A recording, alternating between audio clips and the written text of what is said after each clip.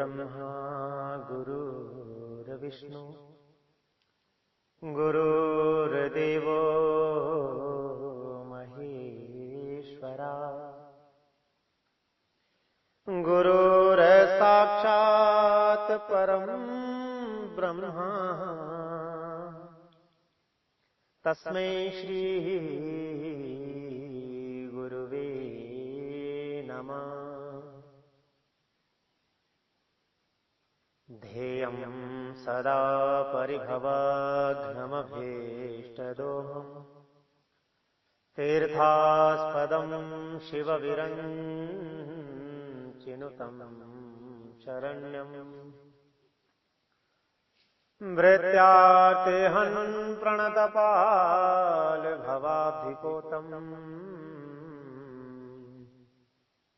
वन्दे महापुरुषते चरणारविन्दम्।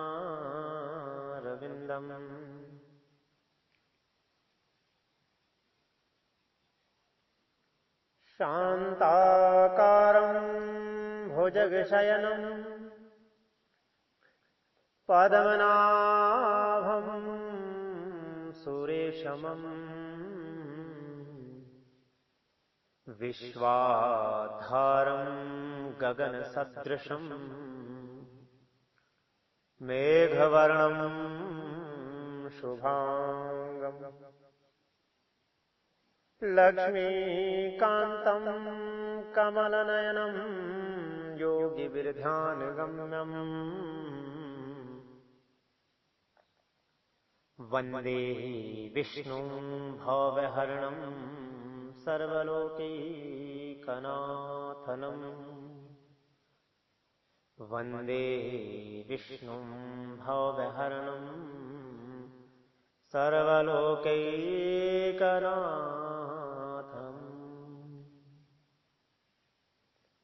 मेरे निज स्वरूप उपस्थित महानुभाव भाई और बहन,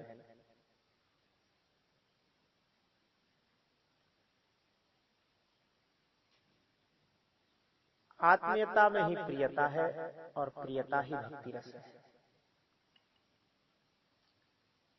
ये ऐसा अनुपम रस है जिसकी मांग स्वयं भगवान को भी है और भक्त को भी।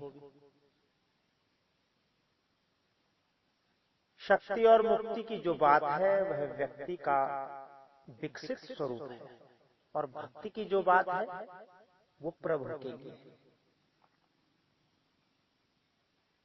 अब आप सोचिए कि जो जीवन प्रभु के लिए उपयोगी है वह जीवन कितना मूल्यवान है, कितना अनुपम है। उसका वर्णन किसी भी भाषा में संभव नहीं है। अब विचार ये करना है कि आत्मीयता के मुख्य अंग क्या है। पहला अंग है आस्था। आस्था का अर्थ है प्रभु कैसे है, कहां है, हम नहीं जानते और ये जानना बिल्कुल जरूरी भी नहीं है। इतना जानना पर्याप्त है कि प्रभु है। उसके बाद अपने आप जहां आस्था में दृढ़ता आई कि श्रद्धा उत्पन्न हो जाती है, करनी नहीं पड़ती, वो स्वयं उत्पन्न हो जाती है।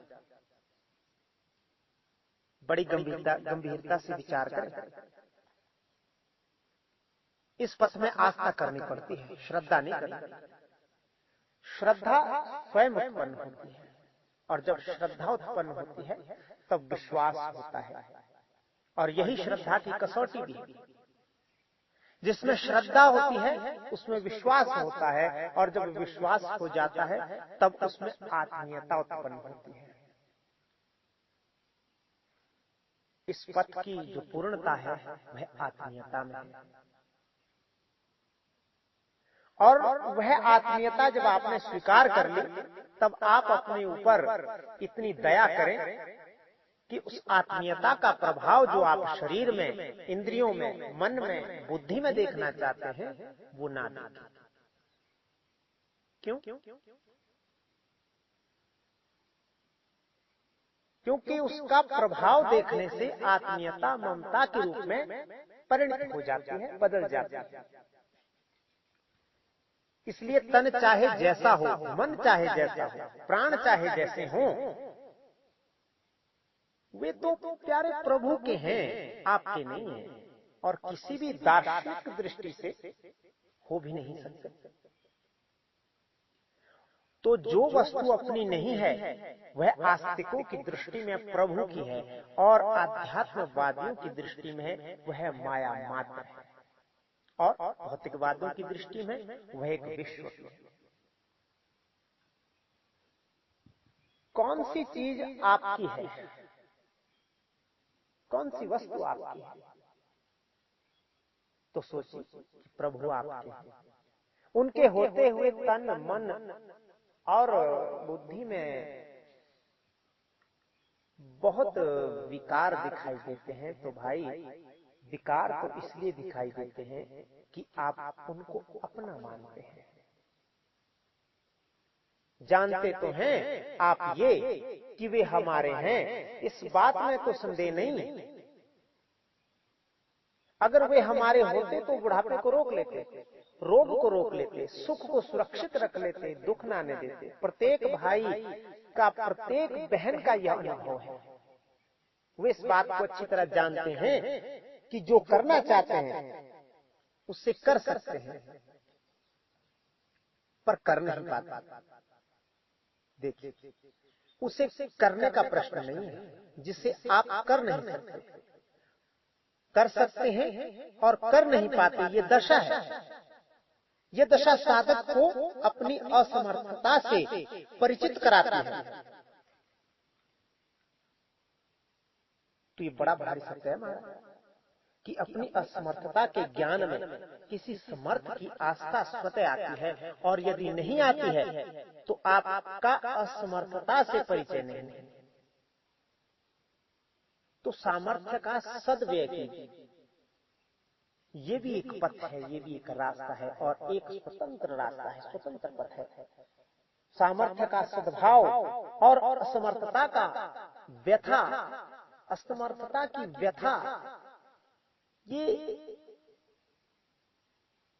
दोनों से आप एक ही जीवन में प्रवेश कर पाएंगे। लेकिन बंधु, कभी तो असमर्थता से व्यथित और कभी आप यह रस लेते हैं कि हमने वह किया जो हमें करना चाहिए था। यह द्वंद्व का मत है, ये दो भावों का मत है आपके मन में।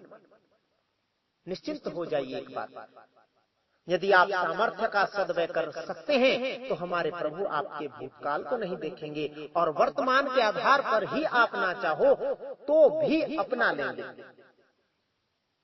चाहने पर अपना लेना, ये तो प्रभु का अपमान करना है।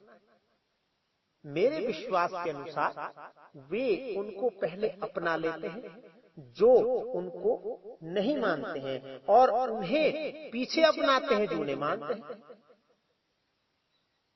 ये उनका एक स्वभाव है। क्यों ऐसा स्वभाव है? इसलिए कि जो प्रभु को नहीं मानता है वह वस्तुओं की सत्ता मानता है, योग्यता की सत्ता मानता है, परिस्थितियों की सत्ता मानता है, अवस्थाओं की सत्ता मानता है। तो प्रभु अपने दुलारे को, अपने प्यारे को वस्तुओं के अधीन देखते हैं, तो वे बड़ी ही तीव्रता के साथ उनको अपनाने के लिए आकुल हो जाते हैं। जो उन्हें नहीं मानता, और हमसे भूल क्या होती है कि कभी कभी प्रभु को मानते हैं और कभी जगत को मानते हैं। ये हमसे बड़ी भारी भूल हो जाती है। मेरा आपसे निवेदन है कि आप इस बात से डरिए नहीं। आप पूरी कोशिश करें, पूरा प्रयत्न करें इस बात की ओर कि प्रभु किसी न किसी प्रकार से हमारे पास ना आने पाए। यह मत कोशिश कीजिए कि हमारा उनसे संबंध हो जाए। कोशिश कीजिए कि हम उनको अपने जीवन में से निकाल कर फेंक दें। मत सोचिए, सच मानिए, जैसे जैसे आप प्रभु को निकालने की कोशिश करेंगे वैसे वैसे प्रभु आप में प्रवेश करते चले जाएंगे। आप कहेंगे, आप सोचेंगे कि मैं ऐसी बात क्यों कर रहा हूं, ऐसी बात कर रहा हूं। बंधु, देखो तो जरा, कौन सा क्षण था आपके जीवन में जब आपने अपने से सबल